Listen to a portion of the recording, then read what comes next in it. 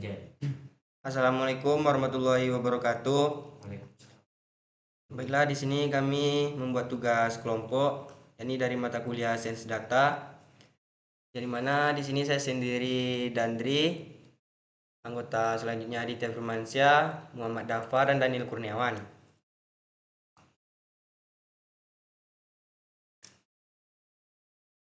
Baiklah, langsung saja kita masuk kepada pembahasan yang pertama, yaitu siklus hidup proyek ilmu data atau data sainsi project life cycle. Siklus hidup proyek ilmu data sainsi project life cycle ini adalah tahapan sistematis yang digunakan untuk mengelola dan menyelesaikan proyek ilmu data, mulai dari pengumpulan data hingga penerapan hasil analisis. Siklus ini menggambarkan alur kerja terstruktur agar proses analisis data menjadi lebih efisien, terarah, dan menghasilkan insight yang bermanfaat. Tahap-tahap utama biasanya meliputi pemahaman masalah, yang kedua pengumpulan data, yang ketiga pembersihan dan persiapan, yang keempat analisis, yang kelima evaluasi model, dan terakhir implementasi dan pemeliharaan. Selanjutnya yaitu hubungan ilmu data, statistik, machine learning, dan big data. Ilmu data adalah bidang yang menggabungkan statistik, machine learning, dan big data untuk mengekstrak pengetahuan dari data.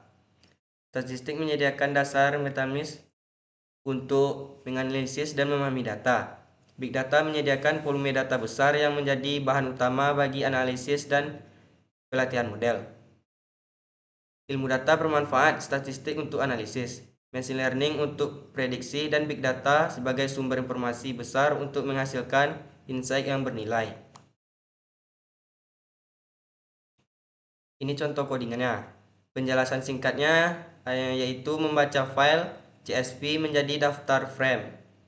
Selanjutnya menampilkan 5 baris pertama, menghitung statistik seperti main, std, min, max, menampilkan tipe data, tiap kolam, dan jumlah nilai non-null.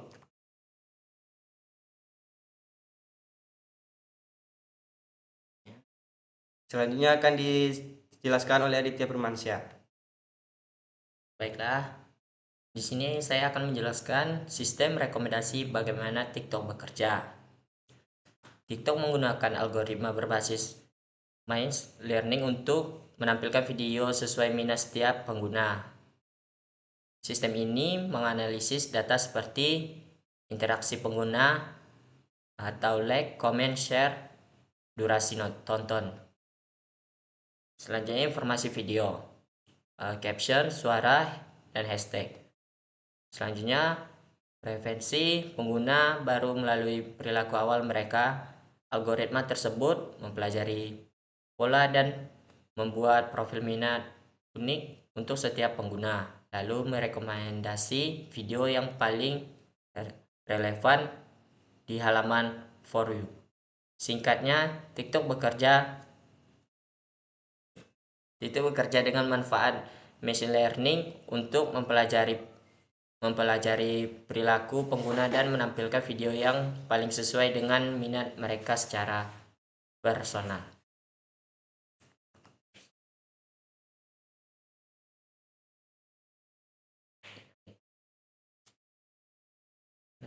Selanjutnya.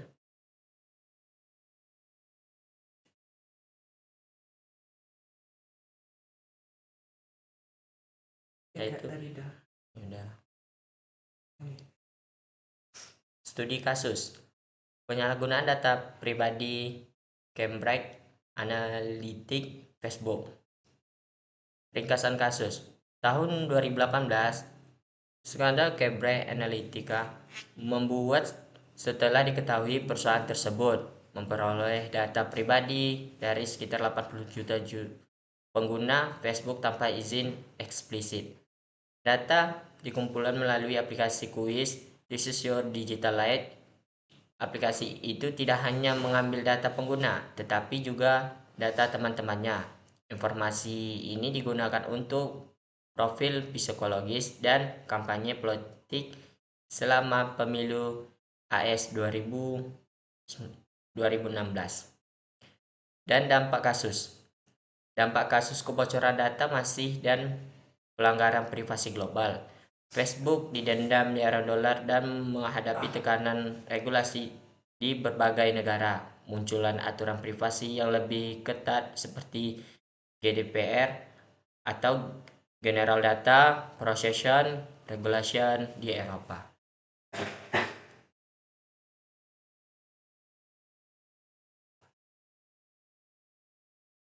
Refleksi etis. Transparansi. Pengguna harus tahu data yang dikumpulkan dan untuk tujuan apa. Persetujuan konteks. Tidak boleh ada pengambilan data tanpa izin. Jelas, keamanan data. Perusahaan wajib menjaga data pengguna dari akses ilegal. Tanggung jawab sosial. Data tidak boleh digunakan untuk manipulasi publik atau politik. Kepatuhan regulasi. Setiap organisasi harus mematuhi standar seperti GDPR atau UU PDP Indonesia. Dan kesimpulan akhirnya, ilmu data bukan sekadar program dan statistik, tetapi juga tentang menerjemahkan data menjadi keputusan yang etis dan berdampak positif. Dalam transportasi, data science membantu efisiensi dan keselamatan. Dalam hiburan, TikTok membantu personalisasi konten. Namun, tanpa etika, data science bisa menimbulkan penyalahgunaan besar seperti kasus Cambridge Analytica. Dan selanjutnya akan dijelaskan oleh teman saya, Daniel Kurniawan. Dapat dulu enggak? Oh, Muhammad Afwan. Perbedaan data original versus data kategorikal atau nominal. Penjelasan lengkap. Data kategorikal nominal data berupa kategori tanpa urusan atau peringkat. Contohnya jenis kelamin, pria atau wanita, warna merah, biru atau hijau. Data ordinal data berupa kategori yang memiliki urusan atau tingkatan. Contoh tingkat pendidikan SD, SMP, SMA, S1. Putusan buruk, baik atau cukup baik.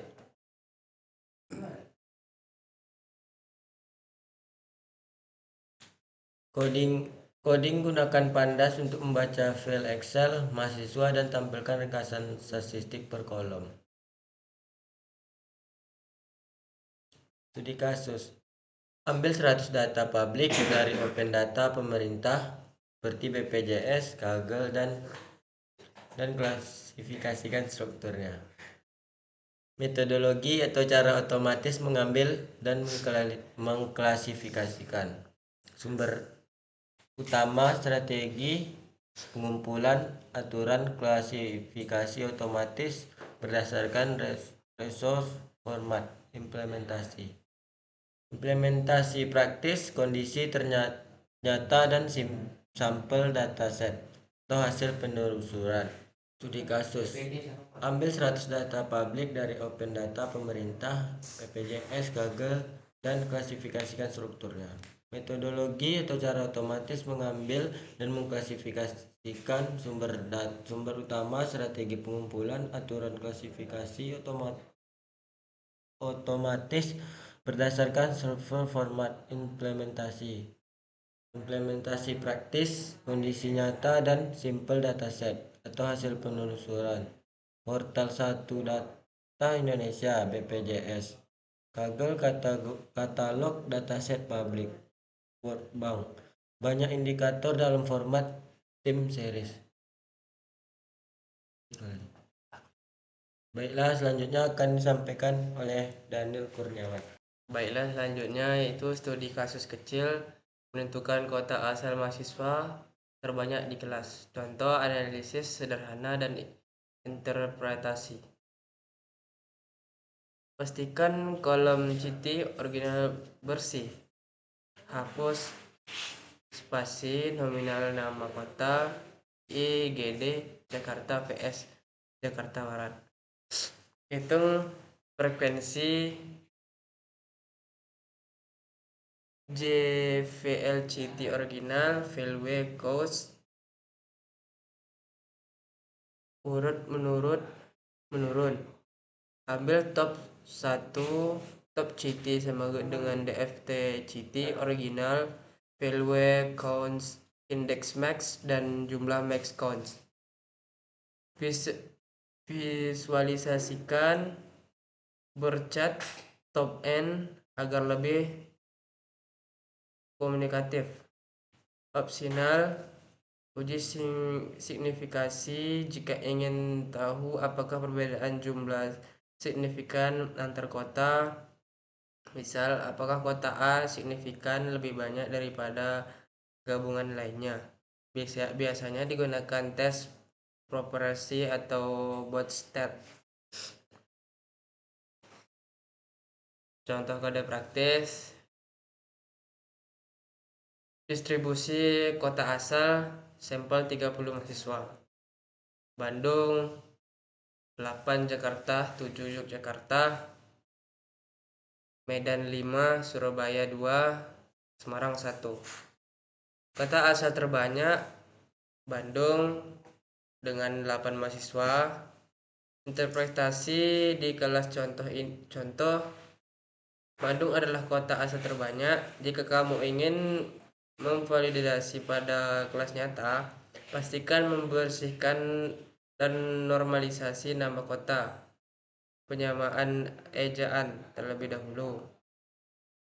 Ini adalah hasil langsung dari file mahasiswa example XISX yang saya buat. Lihat file dan output ringkasan saya jelaskan. Baiklah, itu saja penjelasan dari kelompok kami. Lebih dan kurang kami minta maaf. Saya tutup. Assalamualaikum warahmatullahi wabarakatuh.